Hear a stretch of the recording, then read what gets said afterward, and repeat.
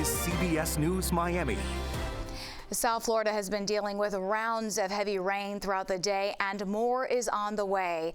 Thank you for joining us for the 4 p.m. Quickcast. I'm Naja Sherman. Let's get right to Next Weather Chief Meteorologist and Hurricane Specialist Ivan Cabrera. He has the latest track. Yes, and we're talking about this rainfall, Naja, that has continued to impact us here, and we're going to continue to see this throughout the next several hours. So more heavy rain, that all the way from the Keys through South Florida and into portions of Central Florida as well. And this has nothing to do with Milton. This is just that area of low pressure, and you get these systems that come in here with this tropical rainfall. It is, no question, behaving like a tropical depression, right? The impacts are the same. We've got some gusty winds, but generally a big rain event. There's no name associated with it, but boy, has it made an impact here across South Florida. You can see some pockets of heavy weather through the Keys that have moved through Big Pine, now east of that and continuing up the 18-mile stretch. In downtown, we're getting a bit of a break here, certainly from the heavier rain before, but it's all going to fill right back in here. So we have a flood advisory that continues in effect for a good chunk of Broward County up to the north. That goes until 5:45 later on this evening, right to the Palm Beach County line. That is for several inches that have already fallen, and we have several more inches on the way the next few hours. You can see where our weather's coming from here, so this is going to be hours in the next couple of hours. That's going to be right on top of us here, and it's going to continue. You can see it on the Next Weather Rain Tracker here, everything continuing to kind of move in, and these are tropical rains, so they can put down, 1, 2, 3 inches an hour easily, and so that is going to super saturate us here. We just have nowhere for the water to go now, so it's just going to run off, and that will create more of a flash flood threat as opposed to just, the nuisance flood advisories that we get for street flooding here. Area of low pressure, kind of like just this pinwheeling this moisture around and into South Florida here, and it's fascinating here. You can see the Next Weather radar, the returns here, the radar echoes coming in from east to west, and then on the southern side of it here, coming from west to east. So that broad circulation, it's just nothing tightened up, which is why we don't have a depression or a tropical storm, but we still have plenty of rainfall and a flood watch to go with it. Several inches, 2 to 6, possibly right through Thursday, which will involve a little piece of Milton here. I think we will get some rainfall out of it and some gusty winds as we check in on this Category 5,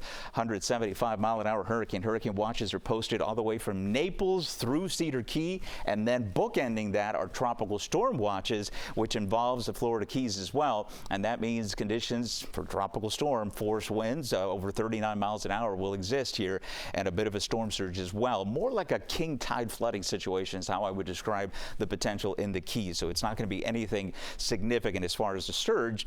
Part of that is because of the compact nature of our Category 5 hurricane here, which is still hundreds of miles away, but it is peaking, I think, as we speak. This eye will collapse. This storm cannot hold that intensity for an extended period of time. So the eye will collapse, it'll get itself together, and then we'll get the re-intensification here, but it will weaken to some. Overall, we think it will weaken as it approaches Florida with some upper level winds that are going to start doing a number on it here. Not going to diminish, it's not going to disappear, but it is going to be, less than what we're looking at right now, which is one of the most powerful hurricanes we've ever had in the Gulf of Mexico. This is now getting into, Katrina, Irma territory, and Wilma as well, which is the fastest getting to Category 5 ever. This is now the second fastest getting to Category 5. This was a tropical storm about 30 hours ago, and now it's a Category 5 hurricane. So there are all the aircraft flying in and examining the situation here. This goes across about 80 miles, the wind field for tropical storm. Helene had 350 miles where you would not get out of that tropical storm force wind field. So you see there, as this continues to move up to the northeast, it'll get a little bigger in size as far as the wind, but not to the point where it covers the entire eastern Gulf of Mexico. And that's important for two reasons. The winds aren't going to be as strong for us, but also it's not going to be able to churn as much water as Helene did. So the storm surge, it will be significant. It will be catastrophic, in fact, in some areas, but it will be relegated to where it makes landfall. And that is the question of the hour here. We're waiting for more data from the recon and also from the models to let us know, what are we doing here? Are we landfalling north of Tampa, worst case scenario for Tampa, or south where they get a reverse storm surge and, nothing significant here? So that is what everybody's looking at. And of course, Naples would get involved as well, along with Fort Myers, particularly Fort Myers, Cape Coral they would see the worst of the storm surge if the system moves a little bit further to the south. This is about a 175-mile, wide cone. We got to get that a little skinnier, and we'll do that with each model run and with each pass of those airplanes that will be able to tell us exactly not where this is going to make landfall, but boy, certainly something a little bit tighter here so we can get, more of an idea of where we're going. 125-mile-an-hour winds, that's the landfall intensity. Not 145, not the 175 where we're at right now. That is still a powerful Category 3 hurricane, and it's going to cause significant damage. It's going to go through the I-4 corridor. If it makes landfall near Tampa, Orlando's right there. So right along I-4, you're going to get power outages, you're going to get significant flooding, and of course, the storm surge right along the coast. That just remains to be seen. Storm surge watch is underway. Whoever gets the eye or south of the eye will get into that 8 to 12-foot storm surge, which would be historic. Tampa's never seen that in modern age. The last storm surge with Helene, which didn't even make landfall, was 4 to 7 feet, and that was quite something. So for us here again, 1 to 3 feet at most across the Florida Keys. That's why we're under a tropical storm watch as well for some very gusty winds that are going to be with us here. But we'll keep you posted. Big advisory coming up in about, I'd say, 35, 40 minutes. So we'll have that for you at CBS Miami at 5 o'clock. That will have a new cone, a new advisory with new wind speeds of when it will make landfall. We're thinking it's slowing down a bit, so that landfall may not even happen until Thursday. We'll know more at the top of the hour. Naja. Ivan, thank you. With parts of the area already seeing flooding, people are worried the worst of the rain is still to come.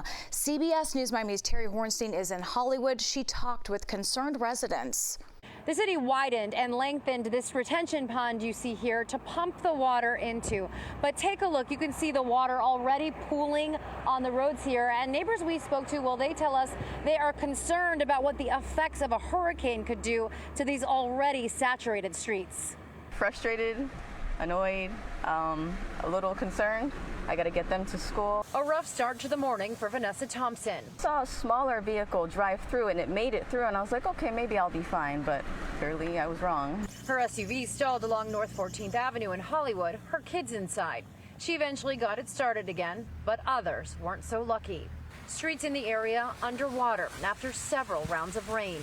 We live here and we have to deal with all the water around. It's not the first time these neighbors have dealt with heavy flooding.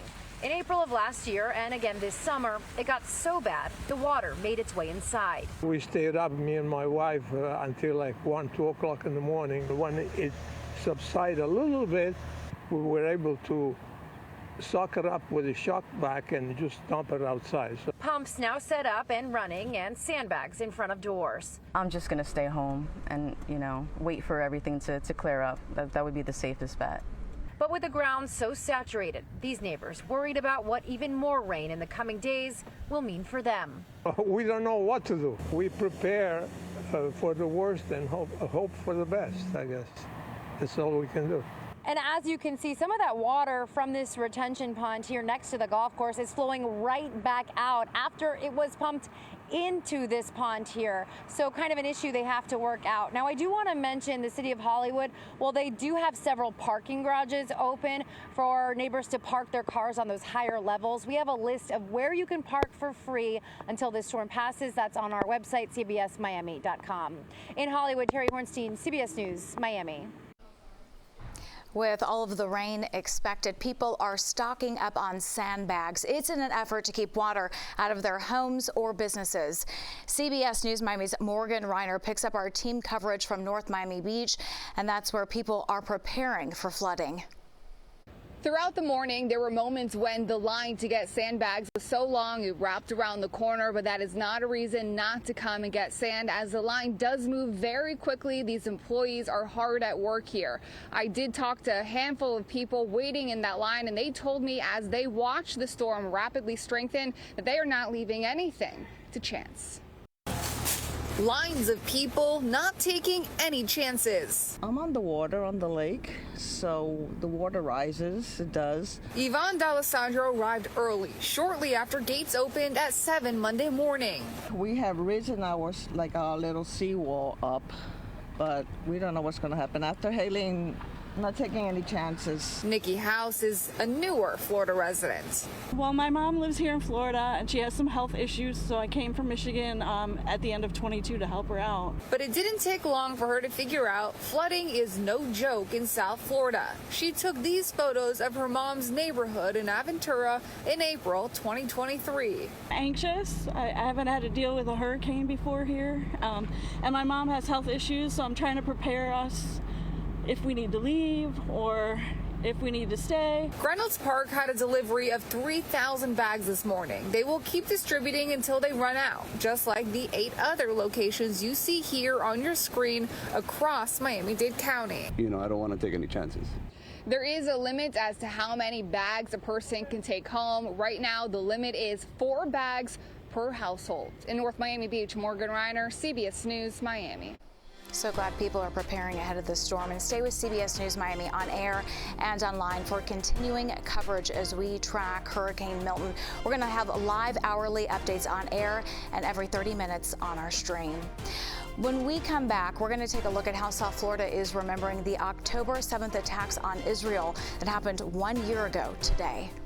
Deciding it's time to pick up and move is rarely an easy decision, and if you're selling an older condo, it's even harder. Are sellers headed toward a so-called condo cliff? I have the answer tonight at 5:30. In Israel, people are filled with anguish. They are remembering the deadly attack on October 7th, 1 year ago today. More than 1,200 people were murdered by Hamas. It was the worst one-day massacre of Jews since the Holocaust. CBS News Miami's Natalie Brand takes a look at how Israel is remembering those attacks 1 year later. Israeli Prime Minister Benjamin Netanyahu visited the October 7th memorial in Jerusalem, built to honor the more than 1,200 victims killed 1 year ago in the Hamas attack and to honor the hostages still held in Gaza. The worst attack on the Jewish people since the Holocaust, but unlike the Holocaust, we fight back. And we're fighting like lions with the support of the American government, the American people. Netanyahu also thanked U.S. Senators Richard Blumenthal and Lindsey Graham, who traveled to Israel to mark the day. At the White House, a rabbi led a prayer before President Biden lit a candle for the victims and their families. I can't believe that it's been a year. I mean, we're suffering, but I can't even imagine how much Omer is suffering. Yasmin Magal attended a remembrance on the National Mall in honor of her cousin Omer Nutra, an Israeli-American citizen and New York native who was one of about 100 hostages still being held in Gaza. What do you think is going to help bring back Omer and the other hostages who remain? I think the leaders of the world need to work together to get a deal. Sadly, we do have to make a deal with Hamas, because this is the only way to get them back alive.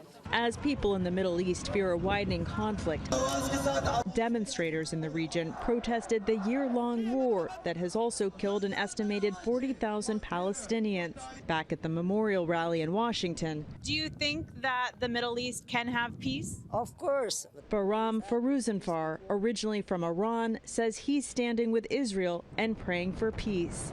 Natalie Brand, CBS News, the White House. Several remembrance events are scheduled to happen today here in South Florida. Former President Trump is hosting an October 7th remembrance event at his resort in Doral. Trump is scheduled to deliver remarks around 6 o'clock this evening. In Miami Beach, Temple Beth Shalom is hosting a From Mourning to Hope event.